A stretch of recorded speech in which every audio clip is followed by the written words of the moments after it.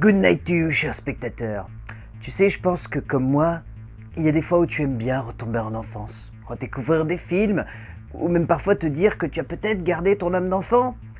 et que en regardant un film d'animation ou fait pour les plus jeunes, tu pourrais peut-être découvrir une petite perle. Vous le connaissez forcément, ce sentiment, celui de vouloir redécouvrir un métrage qui nous avait forgé étant plus jeune, qui nous avait laissé un souvenir unique et singulier, mais qui malheureusement, une fois que l'on a le plaisir ou ici le déplaisir de le redécouvrir, on tombe sur un moment de cinéma qui nous met mal à l'aise et surtout qui ne réussit pas à être à la hauteur des promesses que l'on avait en tête. Et pour le coup, parfois certains de ces films, on les découvre plus vieux, avec une certaine approche et une envie de se laisser porter par une forme de plaisir, parfois un peu malsain, mais qui peut donner lieu à un moment divertissant et sympathique dans lequel on prend plaisir à se laisser embarquer, le temps d'une œuvre qui ne va pas voler bien haut, mais qui pourrait sonner comme un délicieux et savoureux moment de 7e art, nous rappelant des souvenirs qui font du bien à l'enfant que nous avons chacun de nous. Et puis parfois,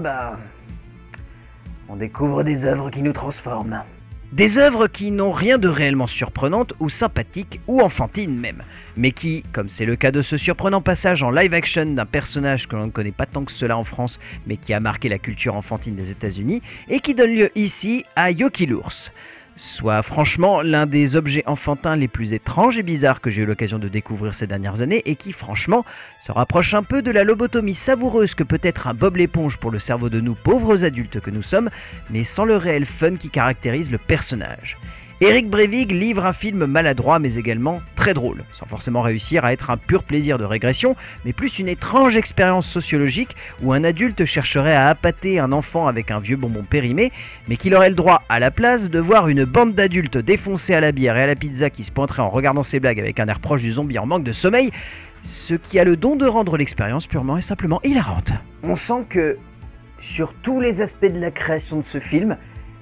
ils ne se sont jamais posé la question de savoir si ça marchait pour les enfants. Déjà, ça commence par une écriture, que Sternin, Ventimiglia et Copland mènent avec plus ou moins de finesse, qui ne sait pas comment faire rire, et qui semble vouloir enchaîner les fragments de scène où l'on aurait l'impression que l'humour se doit absolument d'être bulleux et graveleux, mais que malgré tout il sonne comme simplement bête et sans la moindre perspective enfantine, rappelant que ce qui fait un bon film pour les enfants, ce n'est pas de prendre l'enfant pour un crétin, mais au contraire de chercher à le prendre avec respect et surtout logique, et non comme ici avec une forme de bêtise qui abrutit clairement tous ceux qui tombent sur cette œuvre. Et puis Breivik fait de sa mise en scène un étrange jeu de perspective entre réalité et fiction, optant pour une image qui fait très dessin animé, animé justement en live action, mais qui sonne aussi comme maladroite, les effets spéciaux faisant clairement bon marché, mais ne vont jamais au-delà du potable, et vu que le reste est quasiment constitué de plans fixes, on a presque l'impression que s'il y avait eu du mouvement, un graphiste serait venu se plaindre pour dire qu'il était incapable de correctement faire ses effets spéciaux avec cette contrainte supplémentaire. Et après,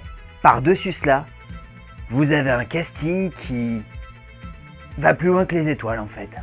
Déjà, il faut citer les caricaturaux mais pourtant amusants Andrew Daly en roue libre, Tom Cavanagh, un plot qui parvient à aligner quelques lignes, TJ Miller en sidekick complètement à la ramasse et sans relief, et Anna Faris paumée au milieu de tout cela sans comprendre comment correctement jouer. Mais surtout, vous avez Justin Timberlake et Dan Aykroyd, qui sont aussi étranges que finalement plutôt amusants dans les deux rôles principaux d'un métrage où on sent que même si tout cela sonne faux,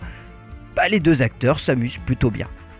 Bon, j'ai conscience que là je vous embarque dans un moment de cinéma bizarre et étrange qui ne va pas vous attirer plus que cela au vu de la proposition. Mais franchement, pour la durée minime du long métrage, pour le côté allumé et complètement unique dans son genre de la proposition et pour le bout de fun que vous allez avoir avec vos potes face à un tel objet, je ne peux que vous conseiller de tenter de voir cette œuvre bizarre et étrange qui risque fortement de vous niquer le cerveau, mais bon,